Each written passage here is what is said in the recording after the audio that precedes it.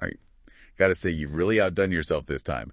This stack of articles for the Fulham versus Manchester United match is, well, let's just say I wasn't prepared for this level of Premier League drama. It's definitely not the narrative I was expecting either. You glance at the matchup and it's like, okay, classic David and Goliath. But then you start reading and it's like, whoa, hold on, David's actually the favorite here. Yeah, and it's not just because Fulham are a bit higher in the table right now, 7 points ahead, sure, but these articles you've sent, they lay out some pretty compelling tactical advantages that Fulham might actually have. See, this is what I love about these deep dives, right? It's not just about who's hot and who's not. These articles, they make you feel like Fulham's figured out a way to play a system that could really cause Man U some serious problems. And remember that crazy match earlier this season? I mean, Man U barely squeaked out a 1-0 win thanks to that last-minute goal from Joshua Zirkzee. Oh, that feels like ages ago, doesn't it?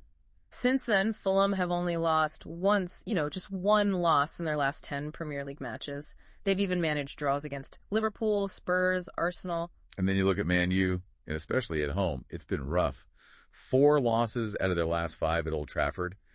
Doesn't exactly scream confidence. Plus, let's not forget they had that Europa League match against Rangers just this past Thursday. They got the win, but all those late-game heroics, those can definitely take their toll. Yeah, talk about tired legs. But okay, let's be real for a second. Mm-hmm. Historically, Man U has pretty much owned this matchup, right? Yeah. 57 wins to Fulham's 15. I mean, that's... Oh, absolutely. But I was reading one of these articles, and it talked about how Fulham's manager Marco Silva has built this really specific style of play. It's all about being organized, disciplined, and capitalizing on counterattacks. Now, that's interesting. And guess what? Man U's defense has been looking a little shaky lately. Yeah. Especially with all the injuries they've been dealing with. Exactly, and that's the thing. A few of these articles even went into detail about how Fulham might try to exploit those weaknesses. It's not just that they're fast on the counter, they've got some really creative midfielders who can pick out those killer passes. Yeah, so before we get too far ahead of ourselves, let's break down some of this team news, because there are some interesting developments on both sides. Starting with Fulham, Sander Berge. He's back from injury, so now Silva's got a tough decision to make. Does he stick with Andreas Pereira, who, by the way, used to play for Man U, or does he bring Berge back into the starting lineup? Yeah, it's a good problem to have, right? Too much talent. But hold on, it gets even trickier. Sasha Lukic is one yellow card away from missing some absolutely crucial upcoming matches. Think about the pressure, playing a physical game against Man U, knowing that one wrong tackle could put you on the sidelines for the next few games. Yeah, talk about walking a tightrope. All right, switching over to the Man U side. Their injury woes, they just keep piling up, especially in defense. One article even suggested we might see the debut of their backup goalkeeper, Altay Bayindir, because, well, Andre Onana had a pretty rough outing against Brighton. Oof. Yeah, that Brighton game was not kind to Onana.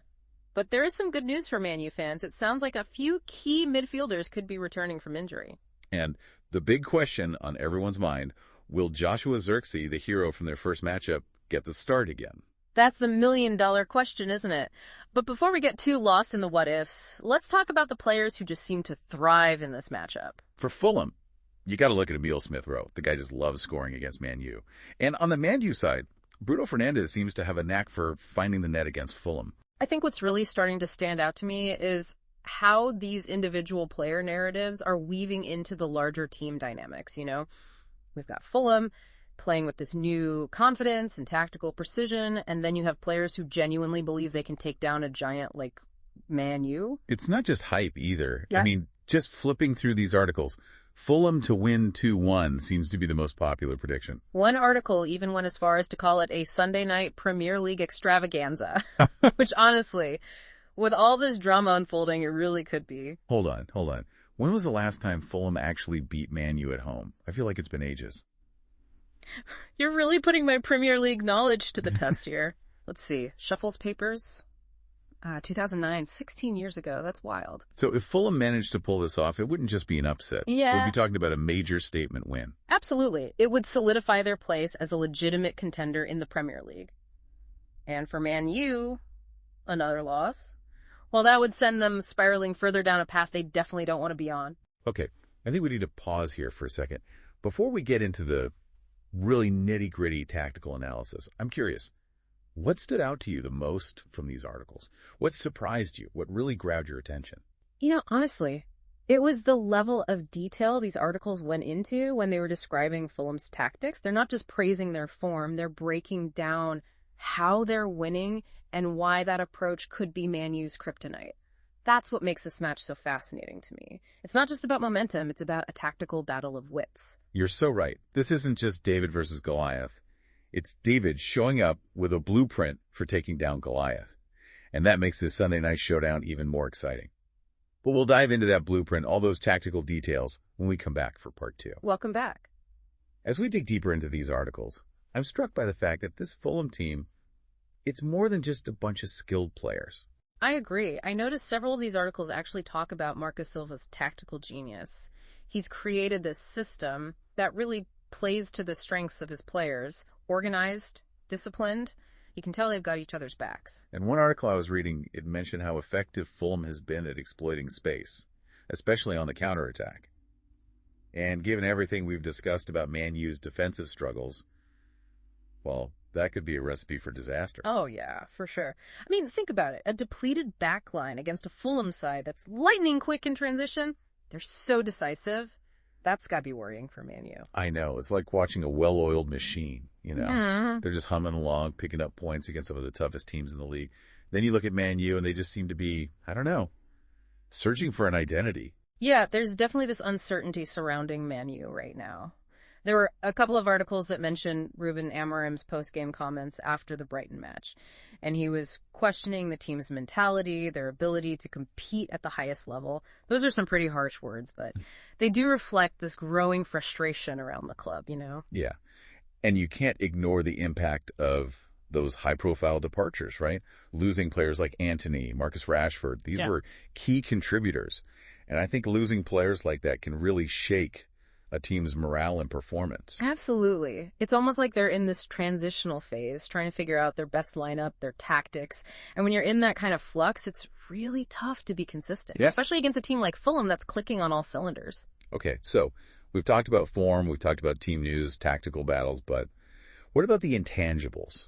You know, the emotions, the narratives that add that extra spice to this matchup? Because at the end of the day, football is more than just stats and formations, right?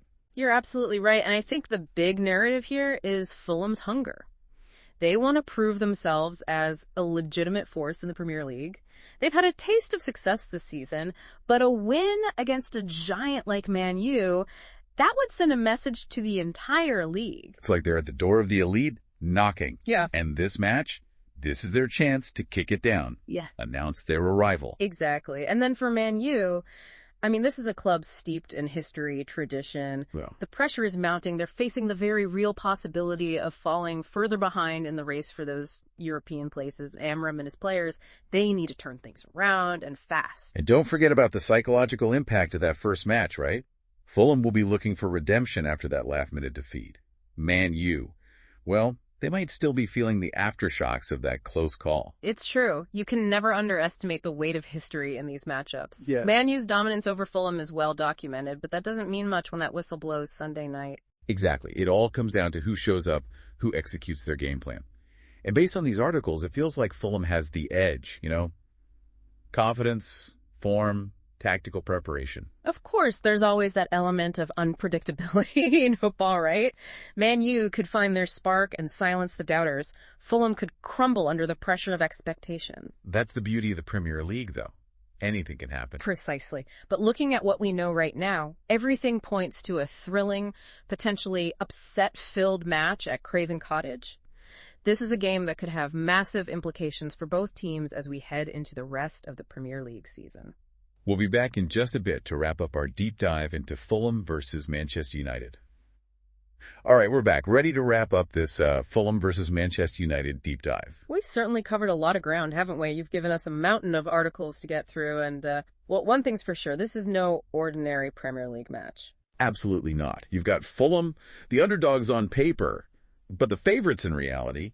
And then there's Man U, a team that's struggling to find its footing, its momentum versus legacy, and honestly, I can't wait to see how this plays out. It's amazing how the narrative around these two clubs has shifted in just a few months. Yeah. I mean, remember, at the beginning of the season, Fulham, they were tipped for relegation, And Man U, everyone had them as title contenders. Now, the roles are practically reversed. That's football for you, right? Oh, yeah. Unpredictable, always keeping you on your toes. 1 minute, you're on top of the world. The next, you're fighting to stay afloat. And you got to give credit to Fulham. They've taken this opportunity and run with it. Absolutely. They've embraced that underdog role, and they're playing with so much freedom and confidence. And look at the results. It's not just about winning either. They're playing this attractive, attacking style that's winning over fans and pundits alike. And you can't talk about Fulham's success without mentioning Marco Silva. Yeah. The impact he's had on this team. It's been incredible. He's instilled this belief, this tactical discipline that's turned them into a legitimate threat. And let's not forget, this is a team that was in the championship just last year. Yeah, it's remarkable. What a turnaround. And it adds another layer of intrigue to this match, doesn't it? Can they maintain this level of performance against a Man U side that, while wounded, is still dangerous? That's the question we're all waiting to have answered. And speaking of intrigue, let's not forget about those individual battles we're going to see out there on the pitch. You've got Emile Smith-Rowe going up against that Man U backline, Bruno Fernandes trying to orchestrate the attack against a very stubborn Fulham defense. So many fascinating storylines within the larger narrative. It's a tactical chess match just waiting to unfold.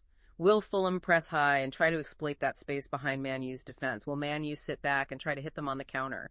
These are the kinds of decisions that'll decide the game. You know what I'm curious about? How Fulham handles the pressure of being the favorites. They've thrived as the underdogs, but now the expectation is on them to win.